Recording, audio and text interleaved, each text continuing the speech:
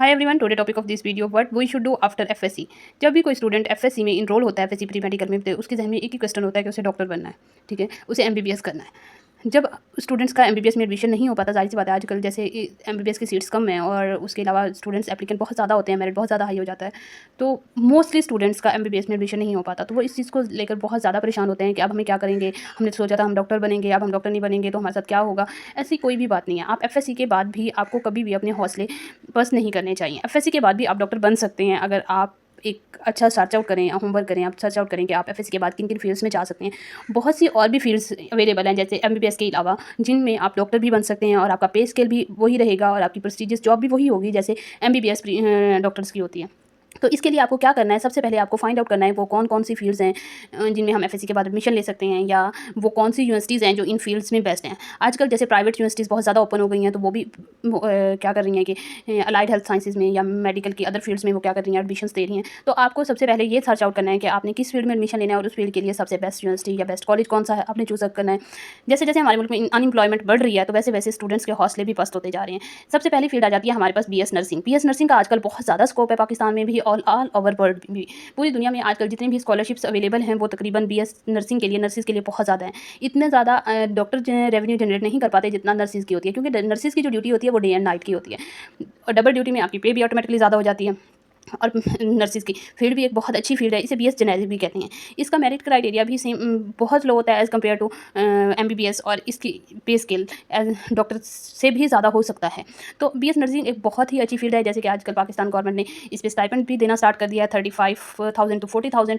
आपको जैसे ही आप बीएस नर्सिंग में एडमिशन लेते हैं तो आपका पेस भी स्टार्ट हो जाती है। एमबीबीएस में तो ऐसा नहीं होता ना, एमबीबीएस में ये होता है कि आपको एमबीबीएस की बुक्स खरीदने के लिए भी खुद पैसे लगाने पड़ते हैं, सारा कुछ करना पड़ता है। लेकिन नर्सिंग एक ऐसी फील्ड है जिसके स्टार्ट से ही आपको गवर्नमेंट ऑफ पंजाब 35 टू 40,000 का स्टाइपेंड देना स्टार्ट कर देती है। मतलब आप अपनी डिग्री के साथ साथ अपनी अर्निंग भी कर रहे होते हैं। तो ये इस डिग्री का पाकिस्तान और ऑल ओवर द वर्ल्ड जितने भी डेवलप्ड कंट्रीज़ हैं उन सब में बीएस नर्सिंग का बहुत ज़्यादा स्कोप है। नर्सिस का, क्योंकि डॉक्टर्स की जो जॉब्स हैं वो डॉक्टर बहुत ज़्यादा हैं, और एक हॉस्पिटल कहीं भी डॉक्टर्स मतलब वहाँ एमबीबीएस डॉक्टर एक दो हो सकते हैं लेकिन नर्सिस ज़्यादा होती हैं। वहाँ फार्मासिस्ट भी कम हो सकते हैं, वहाँ बाकी फील्ड्स के डॉक्टर्स भी कम हो सकते हैं, स्पेशलिस्ट कम हो सकते हैं, सर्जन कम हो सकते हैं, लेकिन वहाँ नर्सिस बहुत ज़्यादा होती हैं।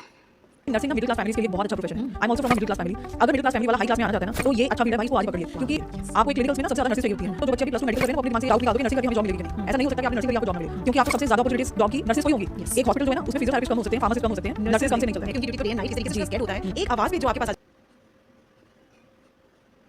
इसके बाद आ जाती है हमारे पास डीपीटी, डॉक्टर ऑफ फिजियोथेरापिस्ट। इसका भी बहुत ज़्यादा स्कोप है, जैसे जैसे वर्ल्ड आईटी की तरफ, आर्टिफिशियल इंटेलिजेंस की तरफ ज़्यादा जा रही है, कंप्यूटर की तरफ ज़्यादा जा रही है, क्योंकि फिजिकल एक्टिविटीज़ कम हो जाती हैं। जब फिजिकल एक्टिविटीज़ आपकी कम हो जाती हैं तो आपकी हेल्दी लाइफ डिस्ट्रॉय हो जाती है। जब आप फिजिकल एक्टिविटी ही नहीं करेंगे तो आपकी फिजिकल लाइफ डिस्ट्रॉय होगी, जिससे आपको और बहुत सारे हेल्थ के प्रॉब्लम हो सकते हैं, जैसे कि जो कि फिजियोथेरापिस्ट से रिलेटेड होते हैं, बैक बोन का पेन, उसके अलावा muscles pain, neck pain, shoulder pains, different types की आपको इस तरह से डिजीज़ फेस करनी पड़ सकती हैं। तो इसलिए इसका भी पाकिस्तान में और ऑल ओवर द वर्ल्ड जितनी भी जैसे जैसे वर्ल्ड हमारे पास क्या होगी आईटी की तरफ जाती जा रही है, वैसे वैसे इस फील्ड का भी स्कोप बढ़ता जा रहा है। डे बाय डे इस फील्ड का स्कोप हमारे पास इंक्रीज हो रहा है, क्योंकि हमारी आउटडोर एक्टिविटीज़ कम होती जा रही हैं। जितनी ज़्यादा हम इंडोर एक्टिविटीज़ की तरफ जाते जा रहे हैं तो हमारे पास आउटडोर एक्टिविटीज़ कम होती जा रही हैं। जब आउटडोर एक्टिविटीज़ कम होती जा रही हैं तो हमारे पास health related issues like pains, bones, muscles, इनसे रिलेटेड हमारे पास क्या है, डिजीज़ बढ़ती जा रही हैं। तो इसलिए इसका भी स्कोप बहुत ज़्यादा है। बहुत से लोग कहते हैं कि डीपीटी का कोई स्कोप नहीं है, लेकिन डीपीटी का स्कोप नेक्स्ट 5 ईयर में अपकमिंग भी बहुत ज़्यादा होगा। इसके अलावा आप अपनी क्लिनिक भी ओपन कर सकते हैं, आप अपना बिजनेस भी स्टार्ट कर सकते हैं, और इसका मेरिट क्राइटेरिया भी बहुत ज़्यादा नहीं है। एफएससी के बाद आपके 60% मार्क्स होने चाहिए। इसमें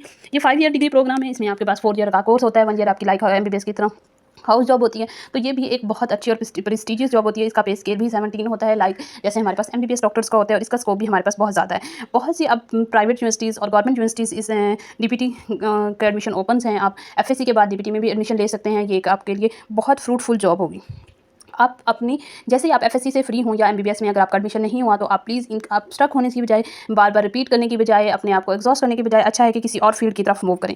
उसके बाद आ जाती है हमारे पास मेडिकल लेबॉर्टरी टेक्नोलॉजी, जिसे हम एमएलटी भी कहते हैं। मेडिकल लेबॉर्टरी टेक्नोलॉजी का भी स्कोप हमारे पास बहुत ज़्यादा है। जितने भी हमारे पास ये टेस्ट होते हैं, जो लेबॉर्टरीज रिलेटेड टेस्ट होते हैं, वो सारे हमारे पास कौन करते हैं, मेडिकल लेबॉर्टरी टेक्नोलॉजिस्ट करते हैं। ये टेक्नोलॉजिस्ट जो होते हैं इनका भी हमारे ऑल ओवर द वर्ल्ड बहुत ज़्यादा स्कोप है, क्योंकि डॉक्टर जहाँ डॉक्टर्स होंगे ऑटोमेटिकली बात है वहाँ टेस्ट भी होते हैं। जितने हेल्थ रिलेटेड इशूज़ होंगे वो सारे हमारे पास कौन कर रहा होता है, मेडिकल लेबॉर्टरी टेक्नोलॉजिस्ट ही कर रहे होते हैं।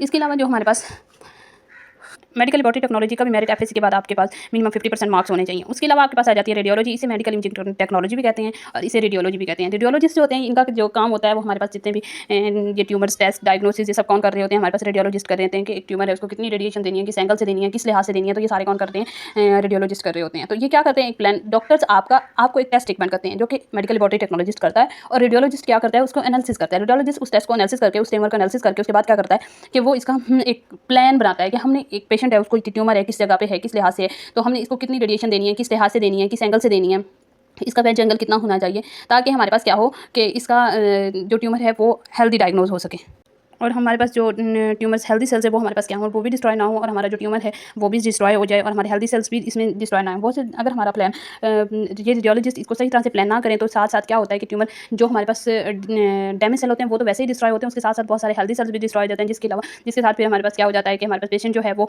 हेल्दी होने की बजाय और ज़्यादा क्या हो जाता है, बीमार होना शुरू हो जाता है। तो ये हमारे पास जितने भी टेस्ट हैं ये सारे कौन करते हैं, रेडियोलॉजिस्ट करते हैं। रेडियोलॉजिस्ट का मेरिट इतना ज़्यादा अभी हाई नहीं है, और रेडियोलॉजी तमाम जितने भी हमारे पास मेडिकल कॉलेजेस हैं, किंग है, गुड वर्ल्ड है, उसके अलावा हमारे पास फातिमा जिन्ना है, QMC है, नेशनल मेडिकल कॉलेज है, जितने भी हमारे पास टॉप रैंक कॉलेजेस हैं गवर्नमेंट के, वो सारे ही रेडियोलॉजी की भी ऑफर करें। बहुत से डॉक्टर्स क्या करते हैं कि वो जब MBBS के बाद स्पेशलिस्ट की तरफ जाते हैं तो रेडियोलॉजी